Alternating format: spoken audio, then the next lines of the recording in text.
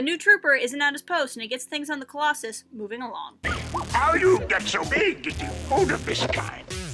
Alright guys, it's that time of week again, that time where we talk about the newest episode of Star Wars Resistance. As always, this is a spoiler-filled review, so if you haven't watched the episode yet, please be warned. I'm going to talk about the episode in detail, but with that, let's jump right in because, again, the forward streak of this show has been amazing. I'm so happy. I say this every week.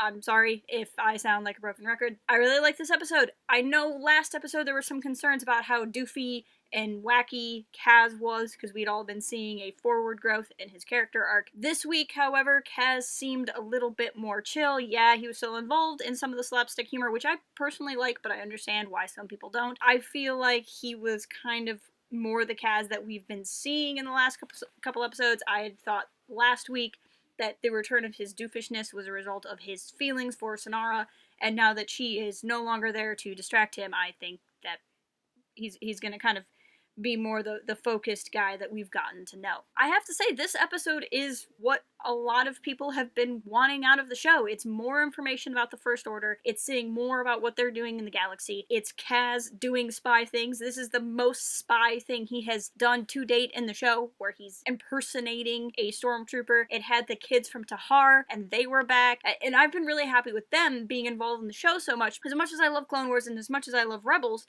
the kids from Tahar would be the type of thing that we would see, you know, in a season 1 episode, like we met them, and then maybe they'd come back around season 2 or 3, and you would go, oh, it's those kids. Instead, they've already been in several episodes, so even though they're not necessarily in the main cast, I don't know that I would consider them in the main cast at this point, their story arc has been greatly important, and in a lot of ways, they're kind of becoming the eyes for the galaxy off of the Colossus, off of Castellan, to kind of see what the First Order is doing outside of this bubble that people would understand it as. And case in point is their relationship with Tam. So Tam is a character I really love. I think she's got a lot of spunk. I think she's got a lot of heart. She's so passionate. She's so loyal. She wears her heart on her sleeve. I think she's a great character, and it's interesting because they've kind of made her something of a First Order sympathizer. And I think what's interesting with her, she doesn't sympathize with fascism, she doesn't sympathize with bigotry, she doesn't sympathize with all these terrible things the First Order is doing. She just doesn't know that the First Order is doing them. She sees the First Order as the guys that came in and saved Torah and are fighting the pirates and are doing all these great things. We get more information from her in this episode when she's talking to Yeager that her family worked for the Empire and she has this good memory of what the Empire did, that it put food on the table. I think that's a very important perspective to show because Tam would have been young. I don't know Tam's exact age, but based off of when the show takes place, if she has any memory of the Empire at all, she would have been very, very young at that point, or at least the story she heard would have been told to her when she was very young. Obviously, you know, you're not going to have parents or grandparents telling a 5-year-old about mass murder and Death Stars and blowing up whole planets. It's going to terrify a 5-year-old if that's real. And so Tam would have this very skewed idea of what the First Order is. And then she meets the kids from Tahar, and she's like, I don't get why everyone hates the First Order so much. Even Niku, who loves everybody, seems willing to stand up to the First Order. I loved his line yeah, I feel safer in the I'm afraid of the military sort of way, which is so great. But Tam, you know, is so confused. And then she talks to the kids from Tahar, and they're like, yeah, they destroyed our whole village. And it shakes Tam. I mean, she says well, they must have had a reason line, but she doesn't say it with any kind of conviction at all. You know, she's saying it as she sits down and processes. And this is a person whose beliefs, her lifelong held beliefs, are being challenged. And I think that is something that's really important to show to kids, if you really do view this as kids as the primary audience, because if you spend your whole life never watching someone go through a life-altering change of opinion or change of understanding, it gets harder when you're an adult and you're asked to change your perception on something, right? But if you're 8 and you're watching Tam go, you know, realize that she's wrong about people and change, then it makes it easier when you're 18 to understand that maybe a group isn't who you thought they were, for good or bad. I've talked to some fans who are iffy on Tam feeling that way because, you know, to us, we know who the First Order is, we know who the Empire is, and it's hard to watch a character, especially a character we like, go through that. But that's why I think it's so important that it is coming from a character that we love. I don't know about you, but I have several family members or several lifelong friends that as we've gotten older like things that I don't. And I don't just mean movies, I mean maybe they hold opinions I don't agree with.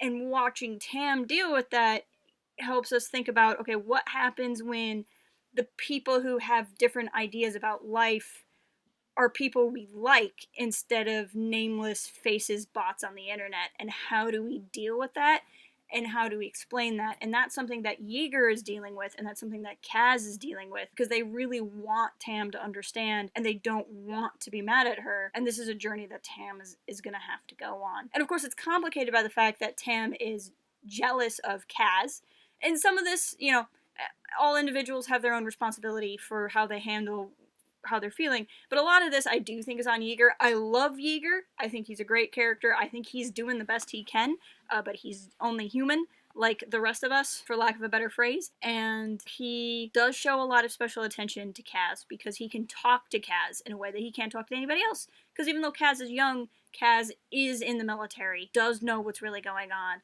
and they have this shared secret, and it does make them closer. I totally understand Tam feeling left out. I can completely understand why she wouldn't believe Yeager, because she sees it as just another boys getting along with boys sort of thing. And I was really impressed with how they weaved this. People talk about it's a kid's show and there's slapstick because it's a kid's show or whatever, but they're really dealing with some very complicated emotional webs that adults have no idea how to handle, and to put that in a kid's show is so important, especially because it's not doing it in a way that's like, this is the right way to do it. It's just showing that people are complicated, life is complicated, and you're gonna have awkward situations with people you care about. Doing that in a way for kids where when they get older and they start meeting that in their own life, they're not going to be completely flabbergasted that this is how people work. Another thing I really appreciated about this episode, and this is another thing that this show has done really well, is how they handled the situation of Kaz impersonating a trooper. I've said many times that this show's really good about laying a seed of something at the beginning of the episode, and that little thing at the beginning is how they get away with something at the end, and they do it in a very natural way.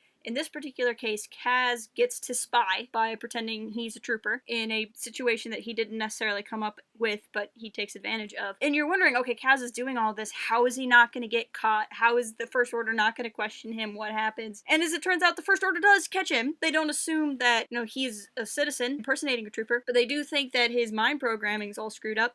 And that was another thing I appreciated, because we kind of hear about programming in The Force Awakens. We hear a little bit more about it in the Aftermath trilogy. To see this more on screen is really cool, but it also creates this excuse to kind of pull Kaz away. The First Order gets to be not stupid. They get to figure it out. Kaz escapes, and they do the old switcheroo, and they put the original trooper back in the armor, and the trooper is so fogged, because he's been knocked unconscious twice and tased. To hear him ramble about his green friend, and if you were to try to describe anything, you know, the First Order already thinks that he's scrambled. So Kaz gets away with it because he inadvertently created his own alibi, and I really liked how that worked, because now I'm not sitting here wondering like, oh, when's the First Order gonna figure out that it was really Kaz the whole time? The other thing we learn is why the First Order is so worried about the Colossus.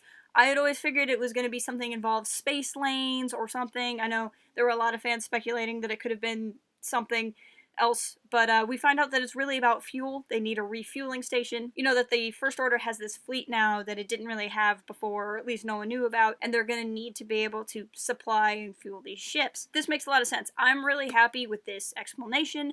I'm really happy that it's something simple and logical. It makes total sense that the First Order would need a refueling place. I'm really happy that it's not some grand, we want the Colossus so we can capture the sea monsters, so blah, blah, blah, blah. I mean, don't get me wrong, something big and exciting like that would have been cool, but it makes the show feel way more grounded that it's something like this. One final and lighter note is I love seeing the running gag with the janitor. Our poor fluffy janitor friend got his floor sweeper stolen from him last week, and this week we get to see him back, and the poor guy is cleaning up the whole station, like, with with a waste bucket by hand, and then the part where like Kaz runs by and he's like, it would be easier if you had a floor sweeper, like, it was just salt in the wound, and it was so sad and so funny, and it's just little moments like that I think are a strong point of the show. I am sure I didn't talk about everything, I never can, so if there's anything I left out that you want to talk about, please leave a comment and let me know. Follow us on all of the places, in all of the spaces. I love talking to you guys. I can't wait to engage with you and hear what you have to say about the episode. I also want to do a quick shout out to a Star Wars community outside of my own that I've kind of become a part of. There's this group called Star Wars Reference, which is a blog site as well as a Discord server filled with a lot of really great and really wacky characters, shall I say. But they're growing a blog, and one thing they do every week is they do Star Wars Resistance reviews. And they do it in a very unique way. They get several members from the group to kind of give their one paragraph feelings on the episode and break it down and kind of do an overall score, and it's a really great read every week. So I would recommend checking out their blog and keeping an eye on it the days following an episode release so you can see what they have to say too, just to get, different opinions on how the episodes are going. They've been really great to us and our community, so it'd be good if you guys could show them some love back. And until next time, keep it real and fly casual. Cooking can be fun.